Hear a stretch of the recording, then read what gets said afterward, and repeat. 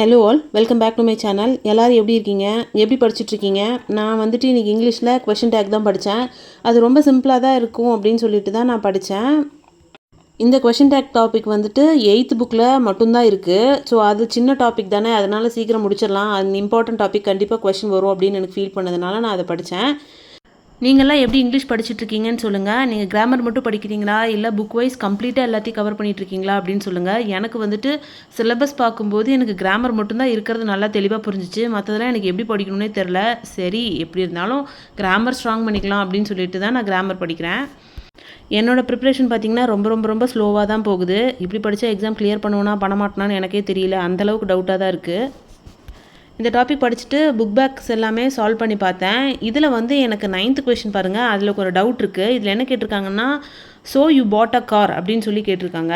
பாட்டுங்கிறது என்ன? Did plus pi தான் பாட்டு. அப்போ நம்ம என்ன வரும்? டிடன்ட் யூ தானே வரும். எனக்கு ஆப்ஷனில் டிடன்ட் யூவே கிடையாது. இது ஆக்சுவலாக டிட் யூ தான் வருமா, இல்லை என்ன ஆன்சர் வரும்னு எனக்கு சொல்லுங்கள். எனக்கு அது தெரியல. உங்களுக்கு தெரிஞ்சதுன்னா எனக்கு கீழே கமெண்ட் செக்ஷனில் சொல்லுங்கள். இந்த வீடியோ பிடிச்சிருந்தா லைக் பண்ணிக்கோங்க. புதுசாக யாராவது நம்ம சேனல் பார்க்குறீங்கன்னா சப்ஸ்கிரைப் பண்ணி வச்சுக்கோங்க. அடுத்தடுத்த வீடியோஸில் பார்க்கலாம். Bye bye, take care.